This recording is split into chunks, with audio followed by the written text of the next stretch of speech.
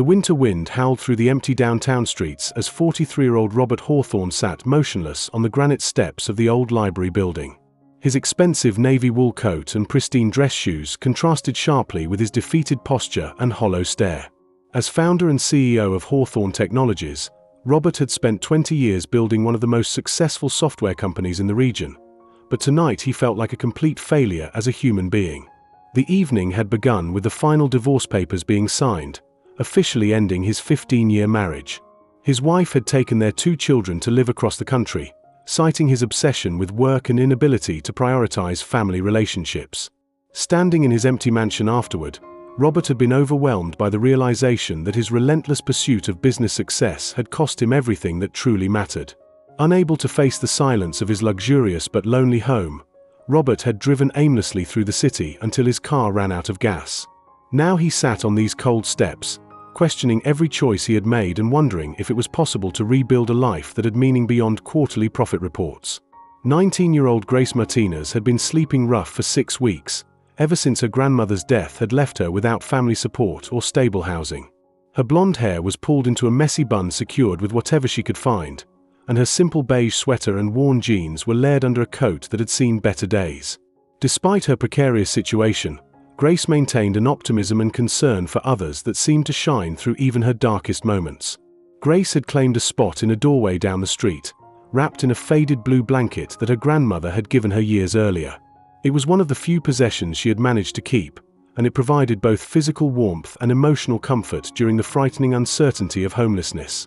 As Grace settled in for another night outdoors, she noticed the well-dressed man sitting alone on the library steps.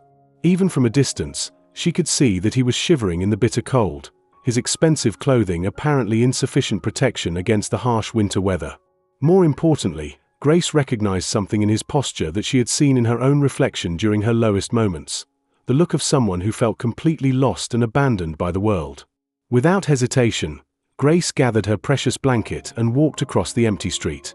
Her worn sneakers made soft sounds on the icy pavement as she approached the stranger who seemed oblivious to everything around him. "Sir," Grace said quietly, not wanting to startle him, "I noticed you have been sitting out here for a while. You must be freezing. Would you like to share my blanket? It is really warm, and there is definitely room for 2 people." Robert looked up with startled confusion, his tired eyes taking in Grace's youthful face and obviously limited circumstances. He could not understand why someone who appeared to have so little would offer to help a complete stranger. "That is incredibly kind of you," Robert replied, his voice rough with emotion and cold. "But I cannot accept your blanket. You clearly need it much more than I do." Grace smiled with gentle persistence as she unfolded the blanket. "My grandmother always said that sharing warmth makes both people feel better. Besides, you look like you could use some company tonight." Despite his protests, Robert found himself accepting Grace's generous offer. As she settled beside him on the cold stone steps and wrapped the blanket around both their shoulders, he was overwhelmed by the simple human kindness of someone who had every reason to focus only on her own survival. "I am Grace," she said with a warmth that seemed to radiate despite the frigid temperature. "You seem like you are going through a really tough time. Do you want to talk about it?" "I am Robert," he replied, surprised by his willingness to confide in this young stranger. "I suppose I am trying to figure out how I managed to mess up everything that was important in my life." Grace listened with genuine attention as Robert shared the story of his failed marriage, his estrangement from his children, and his growing realization that his single-minded focus on building his business had isolated him from meaningful human connections. "It sounds like you achieved a lot in your career," Grace observed thoughtfully. "But maybe success means different things at different times in our lives. Maybe it is never too late to change what you focus on." "How can you be so optimistic?" Robert asked, genuinely curious. "You are clearly facing your own serious challenges, yet you seem to have hope about the future." Grace pulled the blanket closer around them both as she considered his question. "I learned from my grandmother that every day gives us chances to make things a little better, either for ourselves or for someone else. Even when everything seems impossible, there are still small ways to help each other get through difficult times." As the night progressed, Robert learned about Grace's background and her remarkable resilience. After losing her parents in a car accident when she was 12, She had been raised by her grandmother, who had taught her the importance of education, kindness, and perseverance. When her grandmother passed away unexpectedly, Grace had found herself alone and struggling to survive while trying to finish her high school diploma. "What are your plans for the future?" Robert asked as they watched the occasional car pass by on the empty street. "I want to become a teacher," Grace replied with quiet determination. "My grandmother was a teacher, and she showed me how education can change someone's entire life trajectory. I think I could help kids who are facing challenges similar to what I have experienced." Robert felt a deep admiration for Grace's goals and her commitment to using her own struggles as a foundation for helping others. Here was someone who had lost everything yet still believed in the possibility of building something meaningful.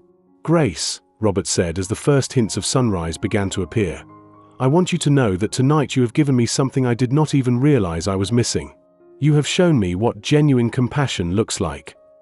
Grace smiled with the satisfaction of someone who had offered help purely out of human caring. Sometimes we all need someone to remind us that we are not alone in the world. I am glad I could be that reminder for you. 1 week later, Robert made decisions that shocked his entire professional network. He restructured his company to prioritize work-life balance for all employees and established the Grace Martinez Educational Foundation, dedicated to providing scholarships and support services for young people facing housing instability while pursuing their education. When Robert offered Grace a paid internship at his foundation along with full educational support and stable housing, her response reminded him of the lesson she had taught him during their night on the library steps. "I do not understand why you are doing all this for me," Grace said, staring at the comprehensive support package with disbelief. "You do not even really know me." Robert smiled, remembering the warmth of shared humanity on a cold winter night. "You taught me that the most important measure of success is not how much wealth we accumulate, but how we treat people who need help. You showed me that real leadership means using whatever resources we have to create opportunities for others." 3 years later, as Robert attended Grace's college graduation ceremony where she received her teaching degree, he often thought about that December night when a teenager's simple offer to share her blanket had fundamentally changed his understanding of what a successful life looked like. Grace had demonstrated that true wisdom often comes from those who have faced the greatest challenges, and that genuine happiness is found not in personal achievements but in the connections we make and the help we offer to others along the way. And Robert had discovered that sometimes the most important business decisions are not made in boardrooms, but on cold city streets where strangers choose to care for one another without expecting anything in return.